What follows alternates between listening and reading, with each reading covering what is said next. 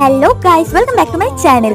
তো এইরকম তুলসী থানের কাছে কাদের কাদের এরকম পাথর জমা হয়ে আছে। পাথর মানে আমরা এই পাথরগুলোকে ভগবান হিসেবে পুজো করি, মানে শিব ঠাকুর হিসাবে। যেখান দিয়ে আমার বাবা এরকম টাইপের পাথর পাই, শিব ঠাকুর হিসাবে নিয়ে আসে রাখি। তো যাই হোক, তো এরকম অনেকগুলো আমাদের তুলসী গাছের কাছে জমা হয়েছিল। তো আমি ভাবছিলাম চলো এটা দিয়ে কিছু একটা বানানো যাক। সবার প্রথমে একটু নমস্কার করে নিলাম, কারণ এইটাকে আমরা ভগবান হিসেবে পুজো করতাম, তাই একটু প্রণাম করে কাজটা শুরু করা যাক। কাজটা শুরু করার আগে কিরকম কি হবে আমার কোনো আইডিয়া ছিল না, বাট করতে করতে লাস্ট পর্যন্ত আমার মোটামুটি বেশ ভালোই লেগেছে। তোমরাও কমেন্ট করে জানিও তোমাদের কিরকম লাগছে কাজটা।